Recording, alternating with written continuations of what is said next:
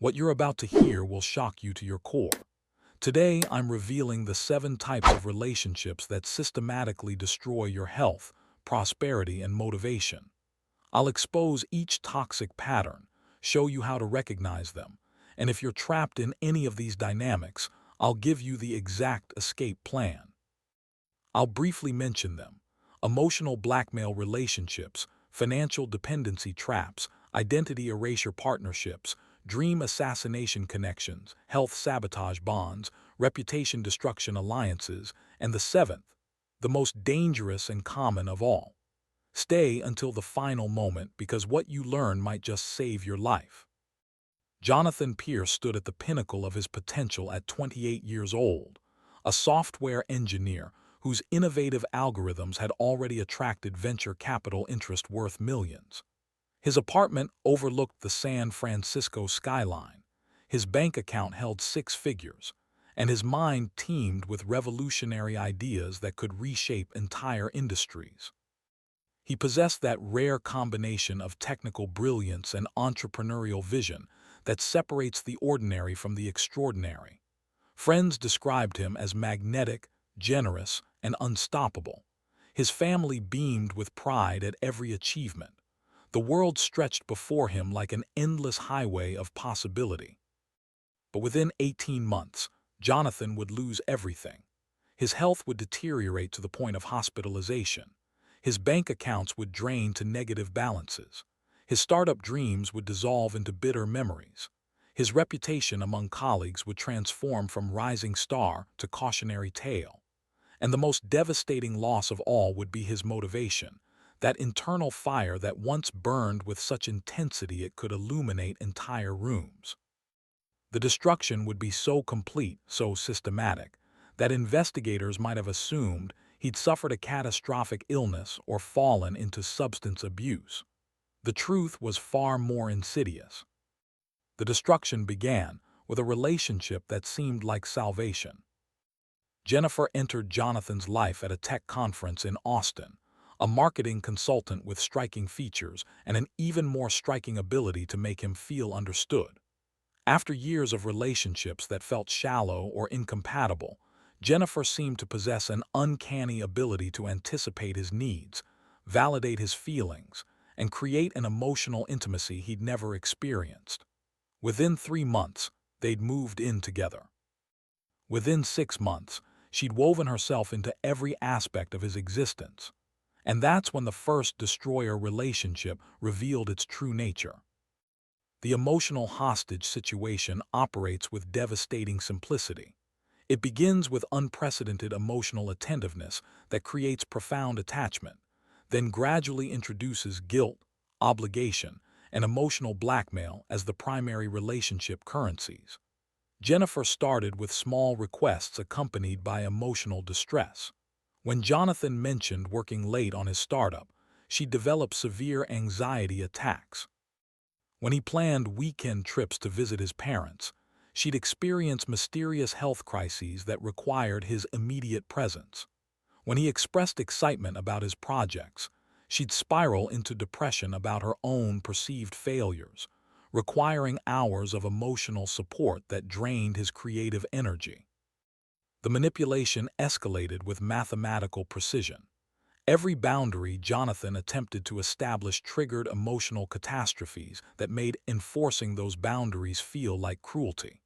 She transformed his natural empathy into a weapon against his own well-being. She began threatening self-harm whenever he suggested spending time apart or pursuing opportunities that didn't include her. His phone became an electronic leash that demanded constant attention, with hundreds of texts daily requiring immediate responses or triggering emotional meltdowns. His friends started falling away, unable to compete with the emotional emergencies that Jennifer manufactured with increasing frequency. But what Jonathan discovered about relationship type 1 would explain why 80% of successful people eventually crash and burn when trapped in emotional hostage situations that systematically drain their life force through manufactured crises and weaponized guilt. The psychological mechanism underlying emotional blackmail relationships operates through a process researchers call intermittent reinforcement combined with fear conditioning. Jennifer would occasionally provide the extraordinary emotional connection that had initially attracted Jonathan, creating powerful hope that the relationship could return to its early magic. But these moments of connection became increasingly rare and unpredictable, always contingent on Jonathan sacrificing his autonomy, his goals, or his relationships with others. Meanwhile, the fear of Jennifer's emotional collapse, her threatened self-harm, or her dramatic pronouncements about not being able to survive without him created a terror response that overrode his rational judgment. The destruction manifested in measurable ways. Jonathan's productivity plummeted as he spent an average of 4 hours daily managing Jennifer's emotional crises. His sleep deteriorated as she demanded late-night conversations or woke him repeatedly with anxieties that required immediate attention. His startup work stalled completely as the emotional bandwidth required for innovation evaporated under the constant demands of emotional labor.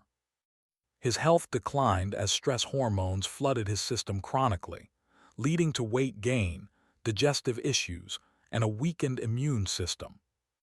The financial destruction arrived through a different relationship entirely, one that Jonathan didn't even recognize as separate from his romantic partnership. Marcus had been Jonathan's college roommate, a charismatic entrepreneur whose ventures always seemed on the verge of spectacular success. When Marcus approached Jonathan about investing in his latest startup, Jonathan hesitated initially, but Marcus deployed the second destroyer relationship with masterful precision. The financial enslavement bond doesn't begin with obvious exploitation. It starts with opportunity, with friendship, with appeals to loyalty and shared history. Marcus painted visions of mutual wealth creation, reminded Jonathan of their brotherhood, and carefully positioned the investment as not merely financial, but as a test of their relationship. He introduced subtle shame about Jonathan's financial success compared to his own struggles, creating an obligation to help a brother out that transcended normal business judgment. He provided just enough documentation to appear legitimate while withholding the details that would have revealed the venture's fundamental flaws.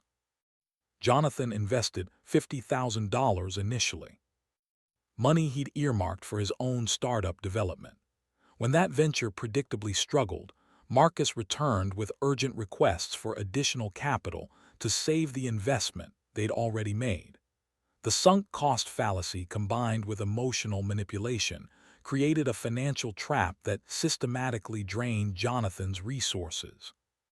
Marcus knew exactly which emotional buttons to press, appealing to their friendship, to Jonathan's reputation as a loyal friend, to the fear that walking away would mean losing both the money and the relationship. The financial enslavement deepened when Marcus convinced Jonathan to co-sign loans, to use his credit for business purposes, to combine resources in ways that created deliberate dependency and systematic resource drainage. Every boundary Jonathan attempted to establish triggered accusations of abandonment, reminders of past favors, and threats to expose Jonathan's betrayal to their mutual friends. The financial drain accelerated as Marcus used Jonathan's resources to fund increasingly reckless ventures, while maintaining the illusion that success remained just one more investment away. That's when Jonathan realized these weren't just bad relationships, they were psychological warfare, designed to keep you trapped in patterns of exploitation that enriched the destroyer while systematically demolishing your financial security and future prospects. The numbers told a devastating story. Within 1 year of entanglement with Marcus, Jonathan had depleted his savings, accumulated $70,000 in debt, damaged his credit score by over 200 points, and lost the capital he planned to use for launching his own venture. The financial destruction created additional stress that compounded the emotional drain from Jennifer, creating a synergistic effect where each toxic relationship amplified the damage of the other. Jonathan found himself working longer hours at his job just to service debts, while having no energy for the innovative work that had once defined him. But the third destroyer relationship operated even more subtly, so gradually that Jonathan didn't recognize its effect until he barely recognized himself anymore. His sister Rebecca had always been the family darling, the one who struggled with addiction and mental health challenges, while Jonathan succeeded effortlessly. Their parents had established an unspoken dynamic where Jonathan's role was to be the stable one, the successful one, the one who never needed help or created problems. This family identity became the foundation for the third destroyer relationship.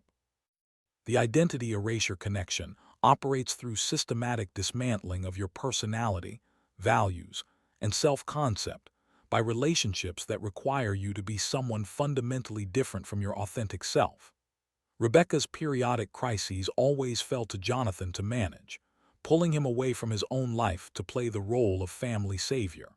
His parents' expectations demanded constant achievement without acknowledgement, treating his success as obligation rather than accomplishment. Family gatherings became performances where Jonathan suppressed his actual feelings, his authentic reactions, his real struggles, because the family system required him to be the unbreakable pillar supporting everyone else. The identity erasure intensified as Jonathan's life deteriorated. When he tried to share his struggles with Jennifer's emotional demands or Marcus's financial exploitation, his family dismissed these concerns as minor problems that someone of Jonathan's capabilities should easily manage. They reminded him of his responsibility to Rebecca, to family unity, to maintaining the image of success that reflected well on them all. They subtly criticized any aspect of his authentic personality that didn't serve the family narrative. From his creative interests, to his emotional needs, to his dreams that didn't align with their vision for him. Jonathan found himself performing a version of himself that bore decreasing resemblance to his actual identity. He suppressed his needs, denied his feelings, and sacrificed his values to maintain relationships that demanded his self-erasure as the price of connection. He stopped sharing his real thoughts because they were always dismissed or criticized. He abandoned hobbies and interests that brought him joy because they didn't fit the image his family required. He felt like an actor playing a character in someone else's story, watching his authentic self disappear behind layers of performed identity. What happened with relationship type 3 proved that some relationships don't just constrain you, they systematically erase your actual identity, until you become a hollow performance of who others need you to be rather than who you actually are. The psychological damage from identity erasure relationships manifests in what therapists call loss of self-continuity and authentic identity disruption. Jonathan experienced increasing dissociation from his own life, feeling like an observer watching someone else's existence rather than an active participant in his own story. He struggled to make decisions because he'd lost connection to his actual preferences and values. He felt profound emptiness even when surrounded by people, because none of those relationships acknowledged or connected with his authentic self. The motivation that had once driven his success evaporated because he no longer knew what he actually wanted versus what others wanted from him. By the end of Act 1, Jonathan had lost $120,000, gained 40 pounds, developed chronic insomnia and anxiety, abandoned his startup dreams entirely, and felt so disconnected from his authentic self that he couldn't remember what had once excited him about life. He sat in his apartment at 3 in the morning, Jennifer sleeping in the bedroom after another manufactured crisis, credit card bills scattered across his desk, and his phone displaying the 20th message from Rebecca about another family emergency requiring his intervention. He looked at his reflection in the darkened window and barely recognized the exhausted, depleted stranger staring back. The systematic destruction had reached its nadir. Jonathan's brilliant potential had been systematically dismantled through the coordinated attack of destroyer relationships, each operating through different mechanisms, but all achieving the same result: the complete evaporation of his health, prosperity, and motivation. He realized with shocking clarity that his entire life was being systematically demolished not through his own failures, but through relationships that fed on his light until nothing remained. The recognition arrived like a lightning strike of terrible understanding.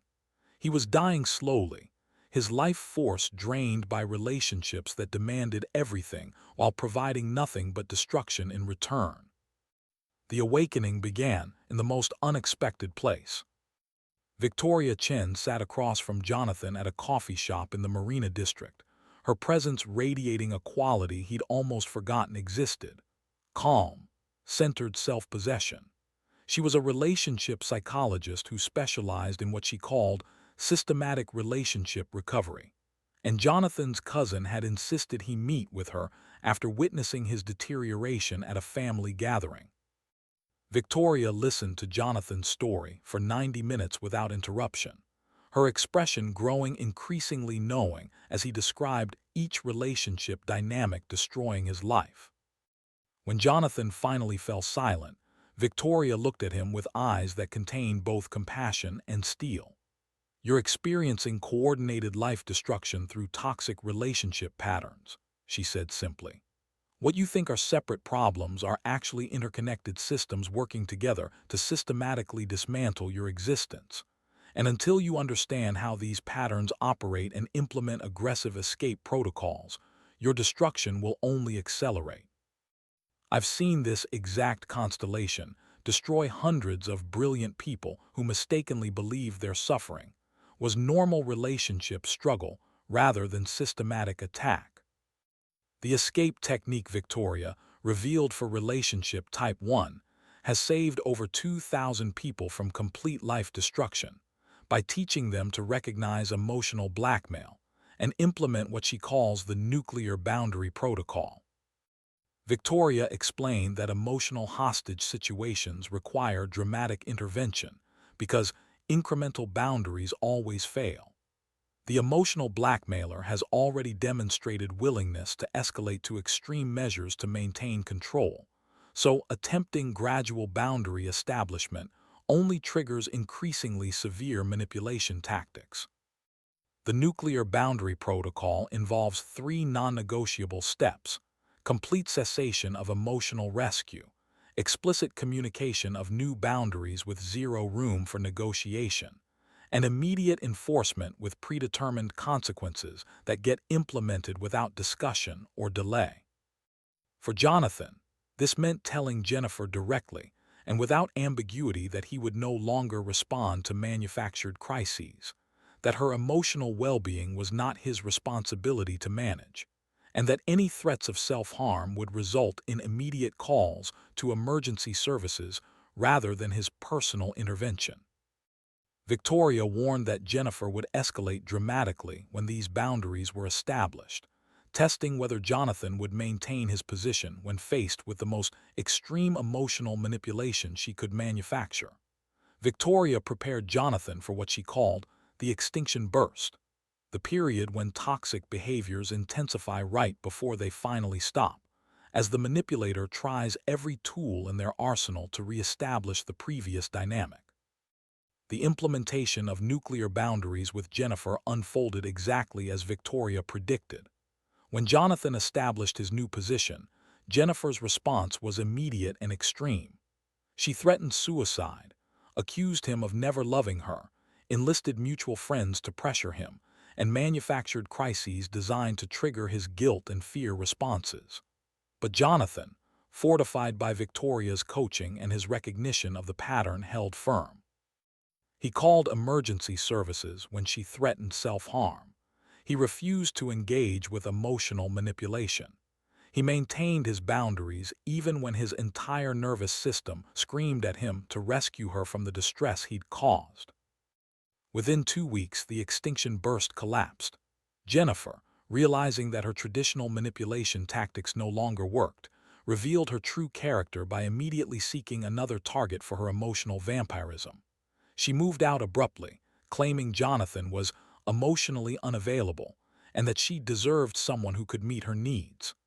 The relief Jonathan felt was profound and immediate, like oxygen flooding into lungs that had been starved for air. He slept through an entire night for the first time in 14 months.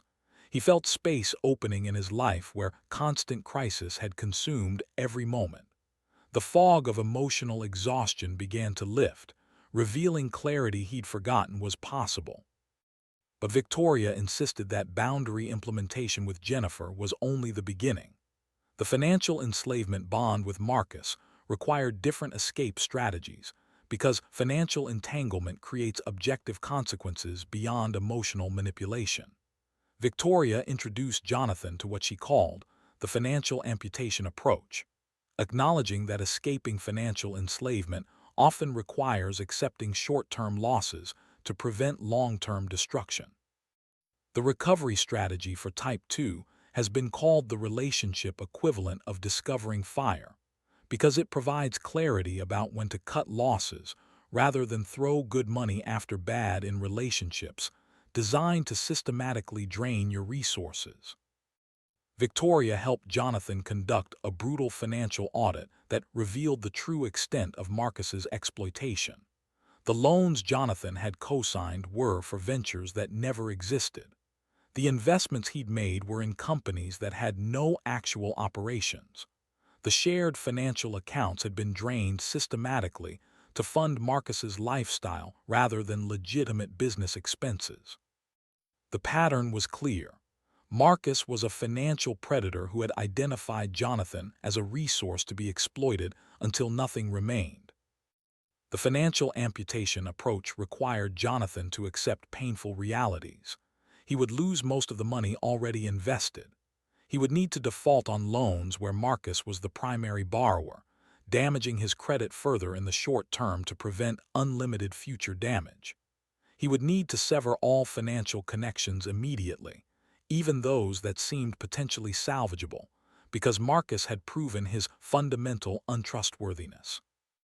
Victoria emphasized that the sunk cost fallacy is the financial destroyer's greatest weapon, keeping victims trapped in escalating exploitation by focusing attention on money already lost rather than the opportunity to prevent future losses.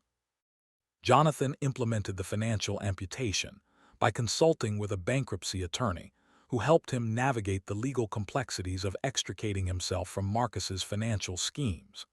He filed reports documenting the fraudulent nature of several ventures.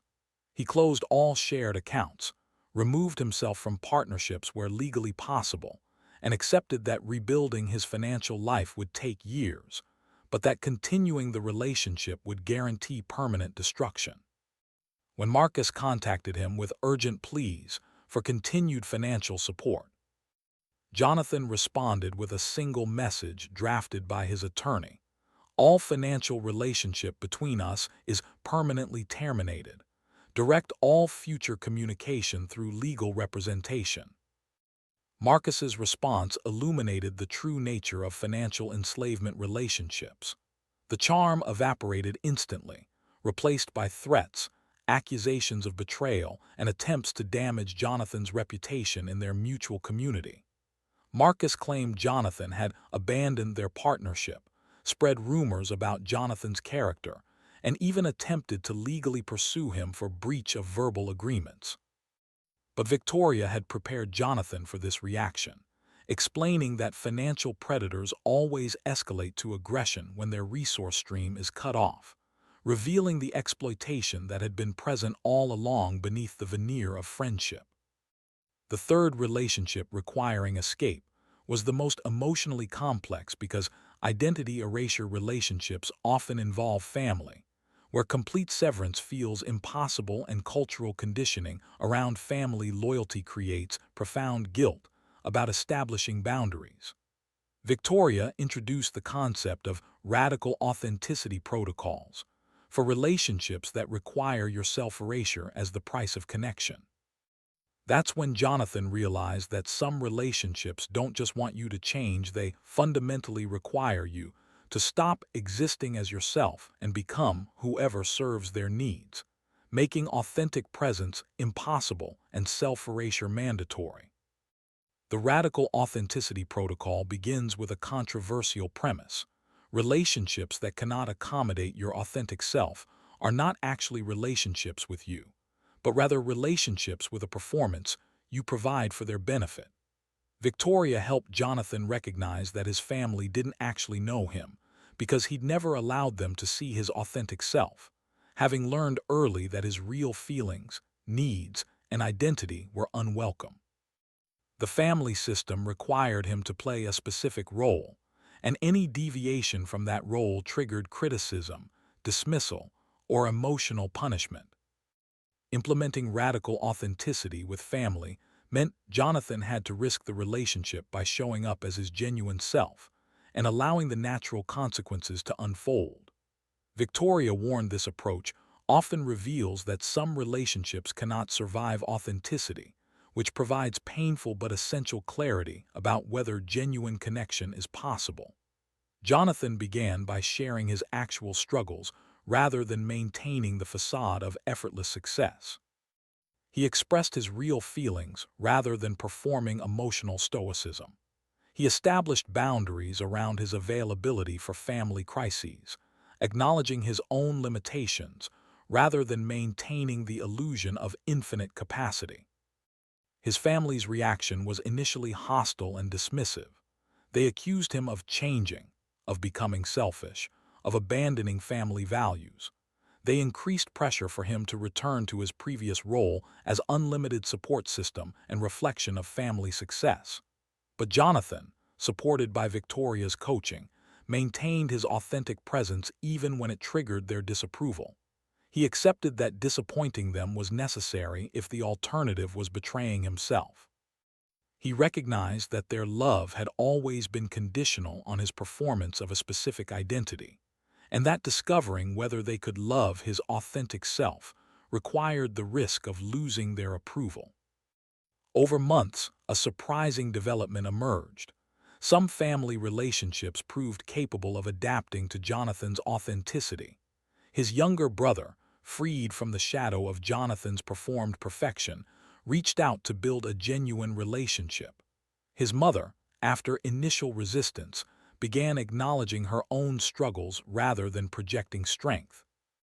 But Rebecca and his father proved incapable of accepting Jonathan's authentic self, responding to his boundaries and honesty with escalating demands and criticism. Victoria helped Jonathan grieve these relationships while recognizing that their loss created space for genuine connections to flourish. The midpoint of Jonathan's recovery arrived with Victoria's most shocking revelation. These relationship patterns weren't random occurrences, but coordinated attacks that followed predictable sequences, with each destroyer type creating vulnerability to others. The emotional exhaustion from hostage situations made people more susceptible to financial exploitation. The financial stress increased dependence on identity-erasing family relationships. Each toxic relationship created conditions that made other toxic relationships more likely and more destructive, operating like a coordinated assault on every aspect of existence.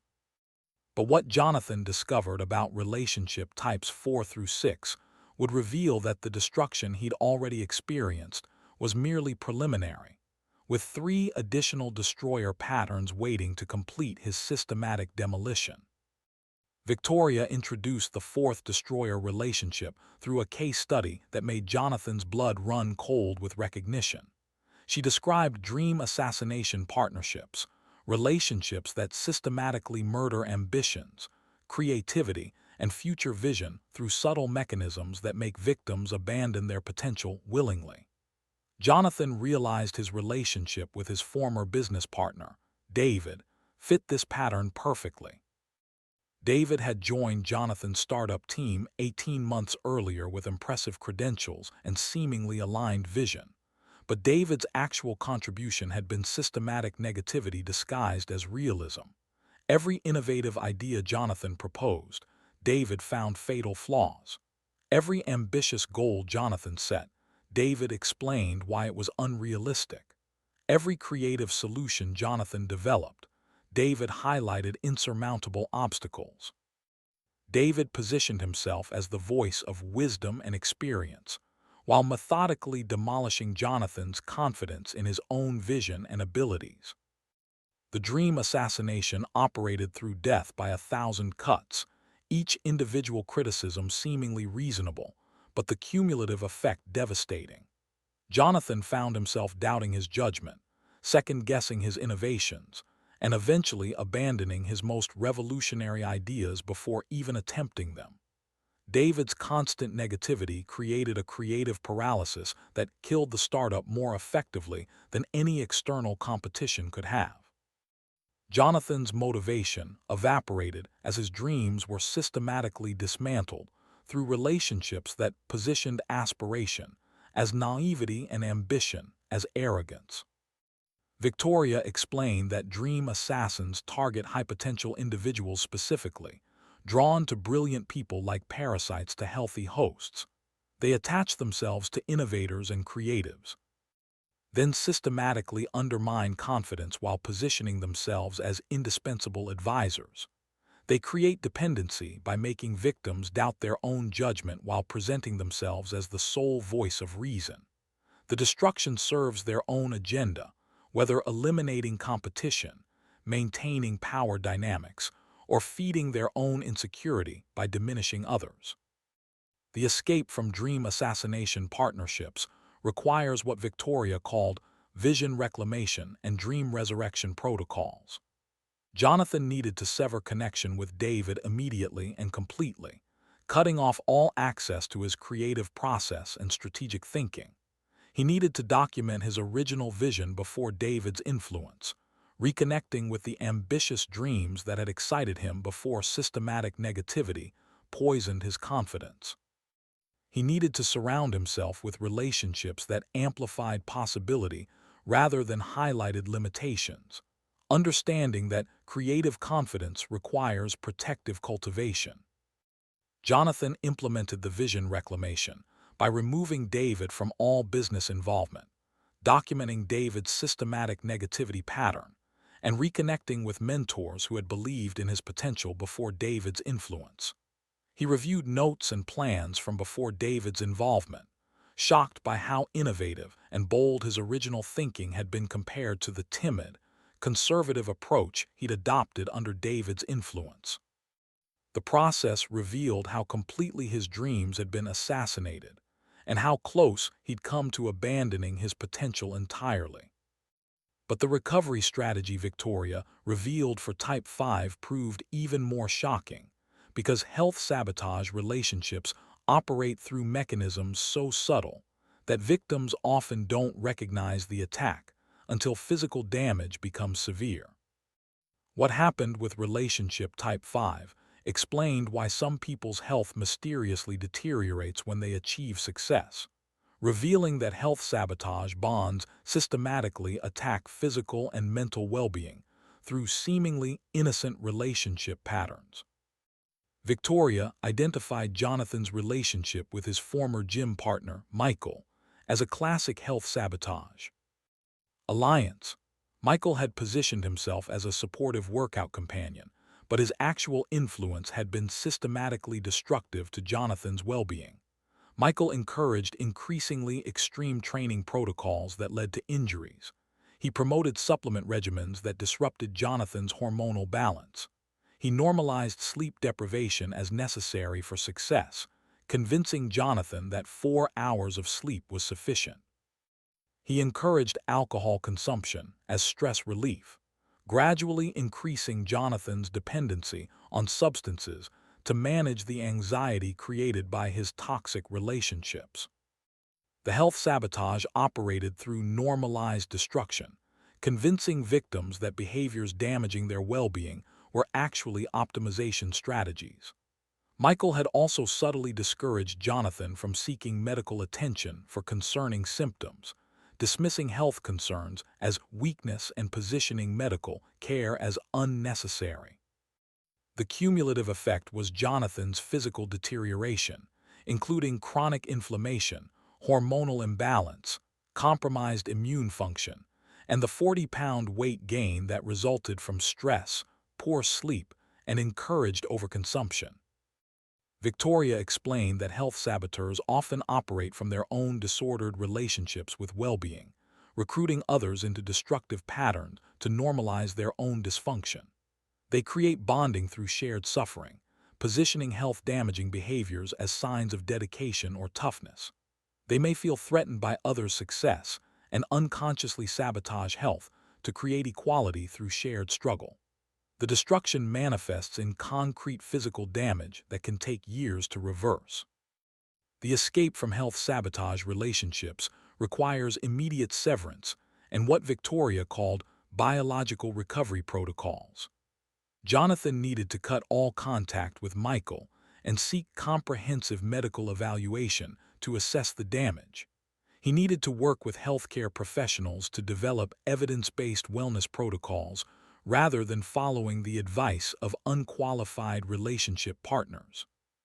He needed to recognize that his body was not a laboratory for others' theories, and that his health was too precious to risk on relationships that encouraged damage. Jonathan implemented biological recovery by consulting with physicians, nutritionists, and sleep specialists who helped him understand the extent of damage and develop protocols for restoration. He discovered his testosterone levels had plummeted due to chronic stress and sleep deprivation. His cortisol patterns showed classic chronic stress dysfunction. His inflammatory markers indicated his body was in constant crisis response.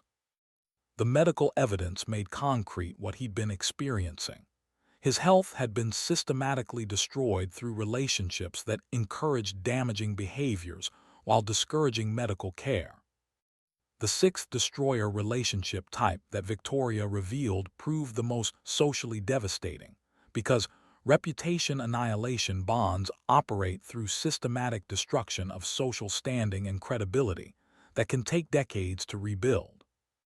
The escape technique for Type 6 has saved people from complete social destruction by teaching them to recognize reputation saboteurs and implement what Victoria calls aggressive reputation reclamation protocols before the damage becomes irreversible. Victoria identified Jonathan's relationship with his former colleague, Amanda, as a reputation destruction alliance. Amanda had positioned herself as Jonathan's ally and advocate in professional settings, but her actual behavior had been systematically undermining his credibility. She spread rumors about his competence disguised as concern. She took credit for his ideas while attributing failures to his leadership. She created alliances with others by bonding over criticism of Jonathan, building her own social capital by destroying his. She positioned herself as the voice of reason about Jonathan's concerning behaviors, while manufacturing evidence of problems that didn't exist. The reputation annihilation operated through social manipulation, so sophisticated that Jonathan hadn't recognized the pattern until Victoria explained it. Amanda had created a narrative about Jonathan being brilliant but unstable, talented but unreliable, innovative but difficult to work with. She spread this narrative through gossip, through strategic alliances, and through carefully staged public interactions, where she appeared patient and professional while portraying Jonathan as problematic. The cumulative effect was Jonathan's professional reputation deteriorating despite his actual competence and contributions. Victoria explained that reputation destroyers are often deeply insecure individuals who build their own status by demolishing others. They identify threats to their position and systematically work to eliminate competition through social destruction rather than direct confrontation. They create plausible deniability by expressing concern rather than obvious hostility. They recruit allies by positioning themselves as victims of the person they're destroying.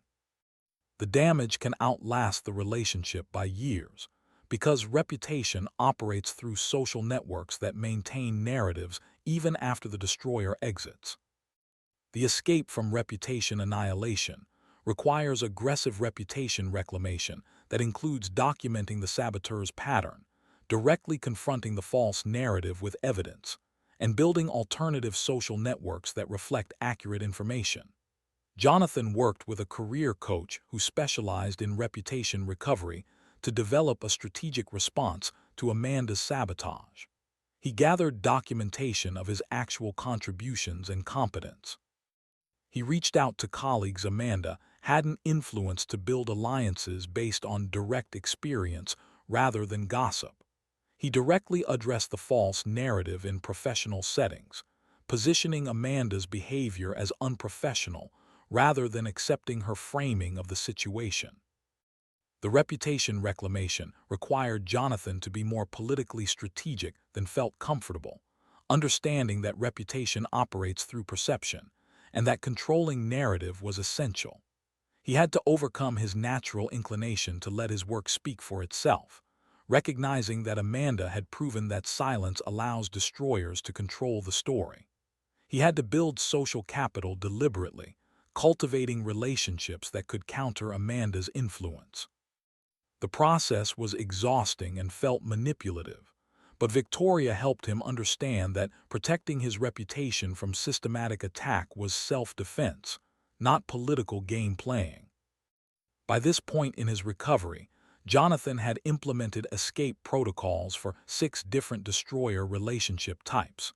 He'd established nuclear boundaries with emotional blackmailers, executed financial amputation with exploiters, implemented radical authenticity with identity erasers, reclaimed his vision from dream assassins, initiated biological recovery from health saboteurs, and begun reputation reclamation from social destroyers. Each escape had required specific strategies, each recovery had followed different protocols, and each restoration had revealed patterns he'd been blind to while trapped. But Victoria insisted the most important revelation remained: the 7th destroyer relationship type that she claimed existed in 95% of people's lives without recognition, the relationship that enabled all the others and made escape nearly impossible until it was addressed directly. Victoria's demeanor changed as she prepared to reveal the 7th relationship type. The clinical distance she'd maintained while discussing the first 6 destructive patterns gave way to intensity that made Jonathan lean forward with sudden attention. "Everything we've discussed has been preparing you for this moment," she said quietly. "Because the 7th destroyer relationship is the one that makes all the others possible. It's the relationship that blocks your escape from toxic patterns, that convinces you to accept destruction as normal, that systematically undermines every attempt at boundary enforcement or self-protection. And the reason it's so dangerous is that most people never recognize it exists." Jonathan felt his pulse accelerate with anticipation. After months of working with Victoria, after implementing escape protocols for 6 different destroyer types, after beginning to rebuild his shattered life, what could possibly be more significant than what he'd already learned? What relationship could be more destructive than emotional blackmail, financial exploitation, identity erasure, dream assassination, health sabotage, or reputation annihilation? That's when Jonathan realized the 7th relationship wasn't external at all, but the most intimate and inescapable connection in his entire existence. Victoria revealed the truth with devastating simplicity. The 7th and most destructive relationship is the one you have with yourself. The internal relationship of constant self-criticism, harsh judgment, and systematic self-sabotage that makes you vulnerable to every external destroyer and prevents you from escaping even when you recognize the patterns. It's the voice in your head that tells you that you deserve the emotional abuse, that you're foolish for losing money, that you're selfish for having boundaries, that your dreams are unrealistic, that you don't deserve health or happiness, that your damaged reputation reflects your actual worth. This internal destroyer relationship amplifies every external toxic pattern and convinces you that suffering is appropriate rather than intolerable. The revelation hit Jonathan with physical force. He recognized instantly that everything Victoria described was true. Beneath every external toxic relationship lived his own harsh internal dialogue that had made him vulnerable to exploitation. His internal destroyer told him that Jennifer's emotional demands were reasonable because he wasn't empathetic enough. It convinced him that Marcus deserved his financial support because true friends sacrifice for each other. It insisted that his family's requirements for self-erasure were his obligation as the successful child. It whispered that David's criticism reflected his own lack of vision. It normalized Michael's health-destroying protocols as necessary dedication. It accepted Amanda's reputation sabotage as probably deserved. The internal destroyer relationship had been operating since childhood, established through early experiences of conditional love, impossible standards, and learned beliefs about his worth being contingent on performance and sacrifice. It manifested as a constant internal judge that evaluated every action, criticized every choice, and predicted every failure. It created what psychologists call negative self-concept and maladaptive core beliefs that made external exploitation seem natural and boundaries feel selfish. Victoria explained that the seventh relationship type is the most common and destructive because it operates continuously, never resting, always finding new evidence of unworthiness or failure. It interprets setbacks as confirmation of fundamental inadequacy. It transforms success into temporary luck rather than earned achievement. It creates anxiety about future failure and shame about past mistakes. It prevents rest, sabotages joy, and convinces people that they must earn worth through endless striving and sacrifice, rather than possessing inherent value. What made the internal destroyer relationship especially insidious was its invisibility. People experiencing harsh self-judgment often believe they're simply being realistic or holding themselves accountable, not recognizing that the internal dialogue they'd never tolerate from another person is psychological abuse when self-directed. The internal destroyer masquerades as motivation while actually creating paralysis through fear and shame.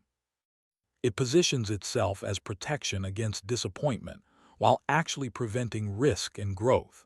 It claims to be maintaining standards while systematically destroying self-worth and confidence.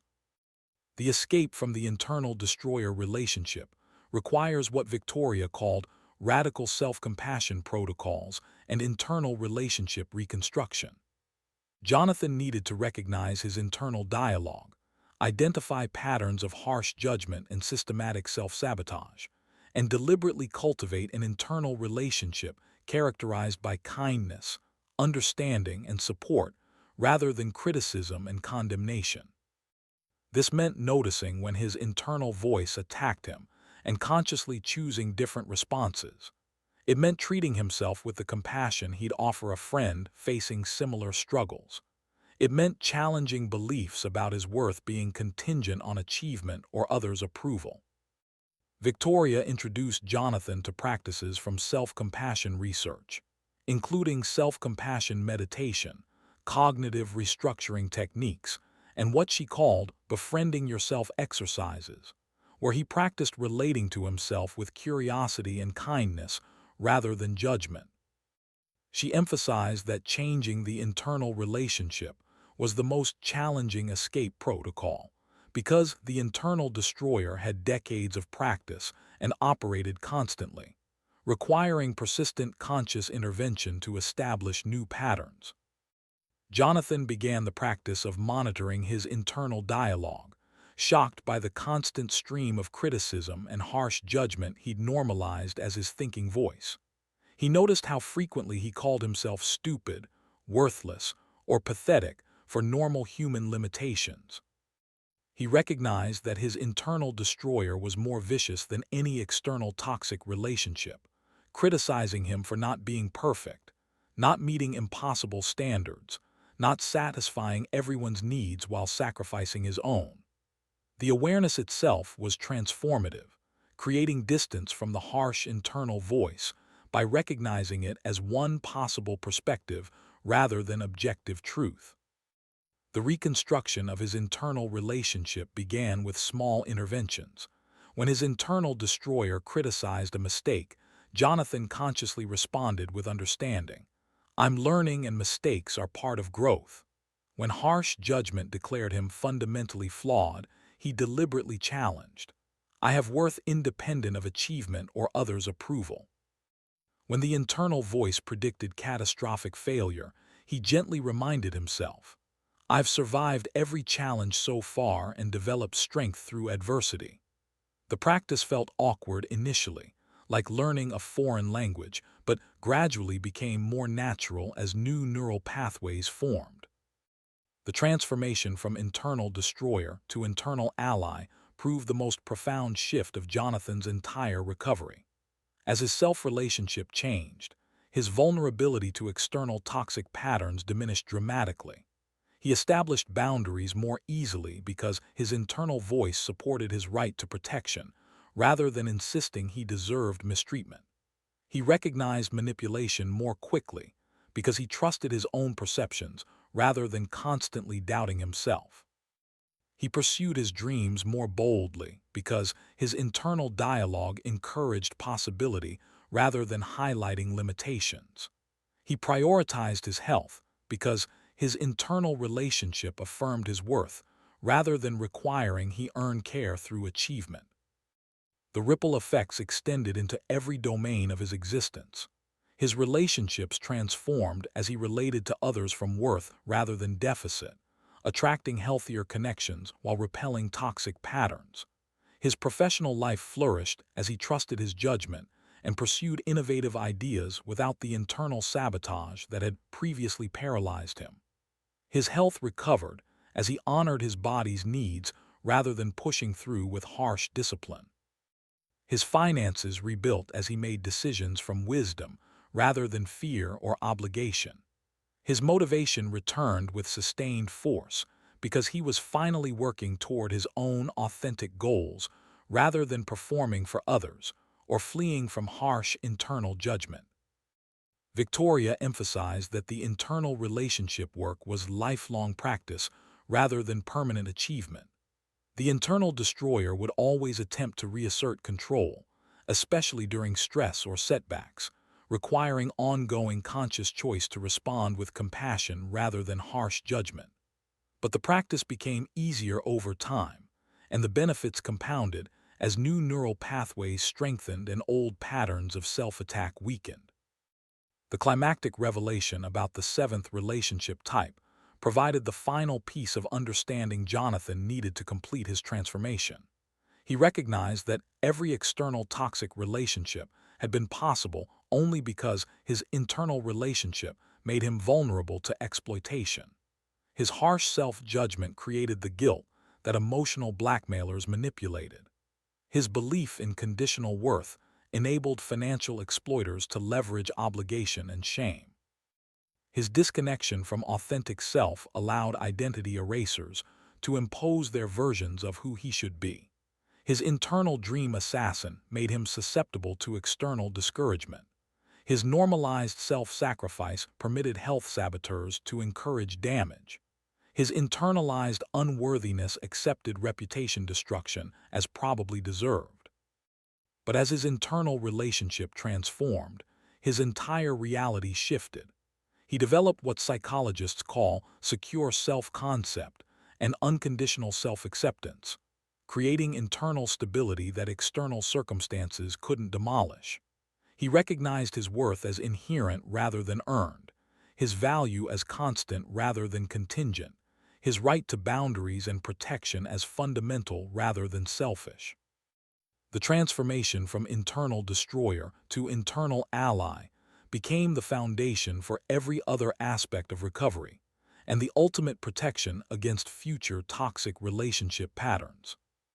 The final phase of Jonathan's recovery unfolded over the following 18 months as he implemented every escape protocol, practiced every boundary technique, and cultivated every healthy relationship pattern Victoria had taught him. His life transformed from systematic destruction to deliberate creation as he reclaimed his health, rebuilt his finances, reconstructed his reputation, resurrected his dreams, and most importantly, fundamentally changed his relationship with himself. His physical health recovered through evidence-based protocols that honored his body's needs rather than punishing it for perceived inadequacy. He lost the weight gained during his toxic relationship period, restored his hormonal balance, rebuilt his sleep patterns, and developed sustainable wellness practices. His energy returned, his mental clarity sharpened, and his physical vitality reached levels he'd never experienced even before the destruction began. The recovery proved that bodies are remarkably resilient when properly supported, rather than systematically sabotaged. His financial life rebuilt through disciplined recovery strategies and careful relationship discernment. He paid off the debt accumulated during his exploitation, rebuilt his credit score, and accumulated savings that provided security and opportunity. He launched a new venture built on his original innovative vision, but this time protected from toxic relationships that would sabotage or exploit his success. He developed financial boundaries that prevented future exploitation while allowing generous support for genuinely reciprocal relationships. The recovery demonstrated that financial destruction isn't permanent when escape from toxic patterns allows rebuilding. His professional reputation recovered through strategic communication and demonstrated competence over time. The false narrative spread by Amanda gradually lost power as colleagues witnessed Jonathan's actual character and contributions. He built authentic professional relationships based on mutual respect and shared values rather than political manipulation. He became known not just for his technical brilliance, but for his integrity and wisdom about relationship dynamics. The recovery proved that reputation can be reclaimed when truth replaces manipulation and authentic relationships replace toxic alliances. His creative vision flourished as he reconnected with his most ambitious dreams and surrounded himself with relationships that amplified possibility rather than highlighted limitations. He developed innovations that attracted investment and recognition, validating the potential that dream assassins had tried to destroy. He built a team of collaborators who challenged his thinking while supporting his vision, creating synergy rather than sabotage. He experienced creative flow states he'd thought lost forever, discovering that motivation returns powerfully when internal and external relationships support rather than destroy. His relationship with his authentic self deepened as he practiced radical honesty about his actual feelings, needs, and values. He built life around what genuinely mattered to him rather than performing for others' approval or fleeing from internal criticism. He developed relationships that honored his whole self rather than requiring selective performance of acceptable aspects. He experienced the profound peace that comes from self-acceptance and the powerful energy released when you stop fighting yourself. The transformation proved that authentic living creates sustainable fulfillment that performance never achieves. Most significantly, Jonathan became a source of hope and guidance for others trapped in toxic relationship patterns. He began sharing his story of destruction and recovery, helping people recognize patterns they'd normalized as unavoidable relationship struggle. He taught escape protocols Victoria had shared with him, adapted to each person's unique situation. He became living proof that complete life destruction could be reversed, that systematic relationship damage could be escaped, that internal and external toxic patterns could be transformed into healthy connections and self-relationships. Victoria observed Jonathan's transformation with satisfaction, seeing him evolve from destroyed victim to empowered master of relationship dynamics. She noted that his recovery had followed the pattern she'd seen in thousands of successful escapes from toxic relationship patterns. Recognition of destruction, understanding of specific relationship types, implementation of targeted escape protocols, internal relationship transformation, comprehensive life rebuilding, and ultimate transformation into someone who helps others escape. Jonathan's final conversation with Victoria occurred exactly 2 years after their initial meeting in that Marina District coffee shop. He sat across from her radiating health, confidence, and centered peace, that contrasted starkly with the destroyed person who'd first sought her help. They reviewed his journey from systematic destruction through coordinated escape to complete life resurrection, noting the lessons learned and wisdom gained through the brutal but ultimately transformative process. Victoria emphasized the importance of Jonathan sharing his story, explaining that toxic relationship patterns thrive in darkness and ignorance, while exposure and education provide powerful protection. She noted that the seven destroyer relationship types operate similarly across countless lives, and that understanding these patterns can help people recognize and escape before destruction becomes complete. She reminded him that the seventh relationship type, the internal destroyer, remained the key to all others, and that maintaining healthy self-relationship required ongoing practice rather than permanent achievement. Jonathan reflected on how completely his life had changed, from brilliant potential to systematic destruction to empowered mastery. He recognized that the toxic relationships had actually provided unexpected gifts through their brutality, forcing him to develop wisdom and strength he might never have cultivated in easier circumstances.